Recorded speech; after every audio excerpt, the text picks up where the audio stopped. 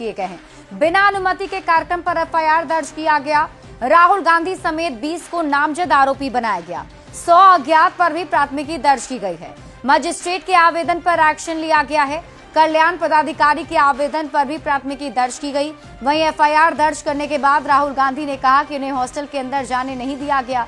बाद में मुझे पता लगा कि वहां क्यों नहीं जाने दिया गया। वहां की हालत बहुत खराब थी। मुझे जो कहना था कह दिया। प्रशासन से कहा आप रोकना चाहते हैं तो रोक दीजिए। उन्होंने रोका नहीं और मैं चला गया। केस दर्ज करने पर राहुल गांधी ने कहा मेरे ऊपर 30 से 32 केस दर्ज हैं। राहुल गांधी ने कहा केस उनके ऊपर मेडल जैसे हैं। जगह थी वहां न जाकर कहीं और सभा की गई है। उसी के फलस्वरूप प्रखंड कल्याण पदाधिकारी जो मजिस्ट्रेट के रूप में तैनात थे, उन्होंने 163 BNSS के उल्लंघन के लिए केस किया है और दूसरा केस किया गया है जिला कल्याण पदाधिकारी जी के द्वारा। उन्होंने किया है कि अम्बेडकर छात्रावास में जहां परमिशन नहीं दिया गया था वहां जबरदस्ती घुसकर कार्यक्रम को संपादित कराना है। उनके द्वारा जो अनुमति मांगी गई थी तो उनको टाउन हॉल दिया गया था, बट उनके द्वारा टाउन हॉल ना जा करके दूसरा एक छात्रावास है जहां का डिमांड किया जा रहा था, जिसकी अनुमति नहीं दी गई थी, वहां उनके द्वारा जाके सभा किया गया, जिसमें मेरे द्वारा वहां पे धारा BNS की 163 मैंने वहां पे निषेधता लागू की थी, जिसका उल्लंघन हुआ है। तो उसके उल्लंघन के आलोक में वहां पे जो मैजिस्ट्रेट प्रतिनियुक्त थे उस छात्रावास को देखने के लिए उनके द्वारा एफआईआर दर्ज कराया गया है और दूसरा एफआईआर दर्ज कराया गया है जिला कल्याण पदाधिकारी के द्वारा, क्योंकि वो कल्याण छात्रावास है और बिना अनुमति के उस छात्रावास में प्रोग्राम किया गया और सभा किया गया है। आज गया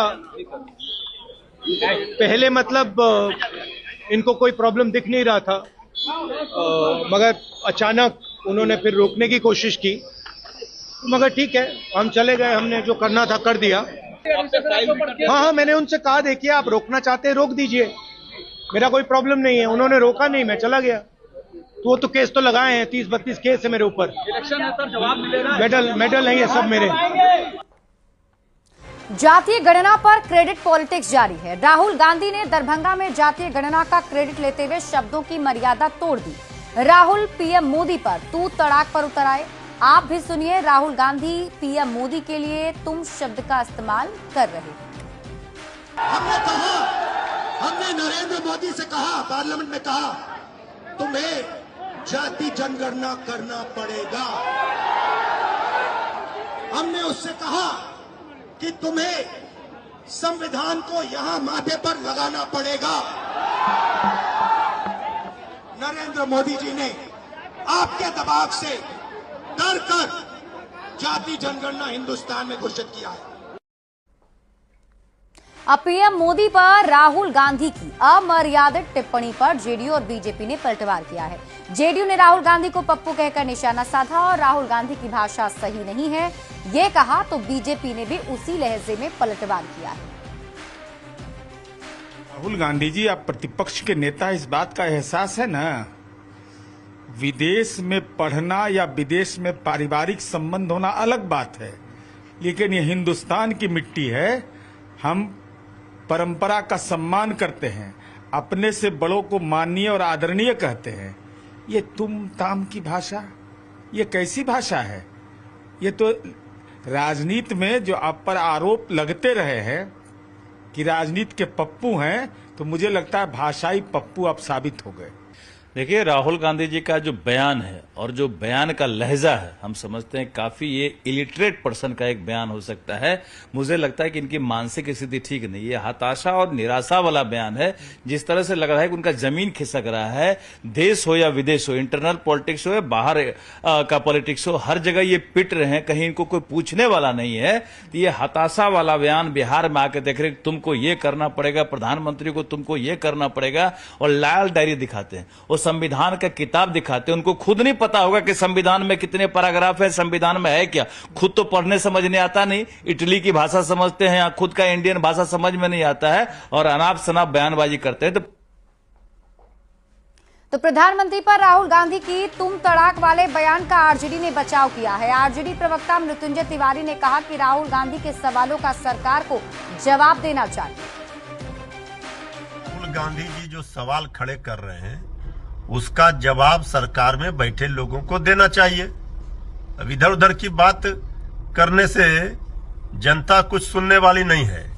जनता को 20 वर्षों का हिसाब पाई पाई का देना होगा। इसलिए सरकार में बैठे लोग बौखला रहे हैं। बौखलाने से नहीं होगा, उनका जवाब सरकार में बैठे लोगों को देना चाहिए। राहुल गांधी के बिहार दौरे पर सियासत भी तेज हो गई। एनडीए ने राहुल गांधी पर जोरदार हमला बोला है तो सम्राट चौधरी ने कहा कि राहुल गुंडागर्दी पर उतर आए हैं। रविशंकर प्रसाद ने कहा नाटक करने में राहुल गांधी सबसे तेज हैं। सुनिए एनडीए ने राहुल गांधी पर कैसे तंज कसा है। तो राहुल गांधी काफी तेज हैं।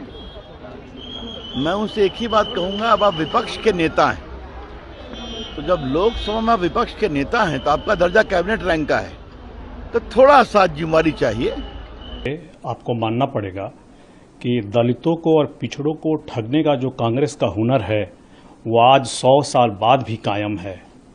राहुल गांधी जिस न्याय को लेकर, शिक्षा न्याय संवाद को लेकर के आए हैं, बिहार में दरभंगा गए हुए हैं, उनसे पूछना चाहिए कि आपने अपने शासनकाल में कभी भी दलितों के साथ न्याय किया है? भाई खुले मूवी तो कहीं भी देख सकते हैं, पटना में ही देखने का क्या प्रश्न उठता है।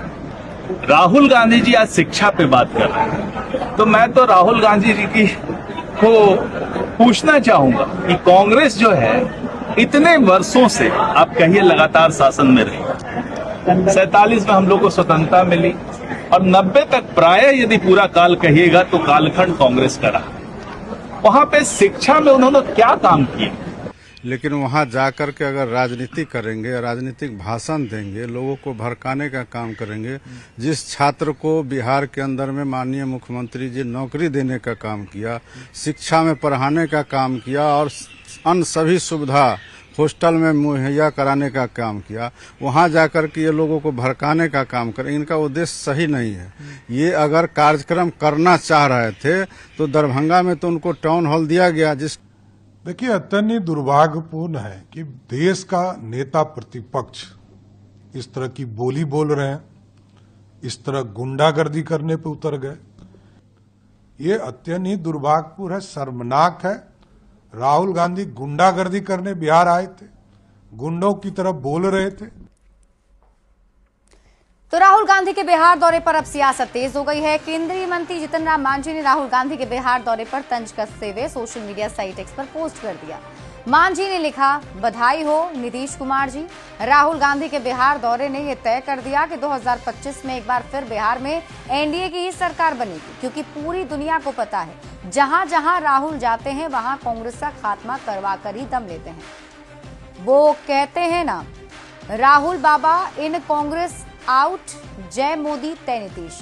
तो सोशल मीडिया साइट एक्स पर यह पोस्ट जीतन राम मांझी ने किया है और बधाई देते हुए पहले से ही कह रहे हैं कि यह तय हो चुका है कि बिहार में एनडीए की सरकार बने।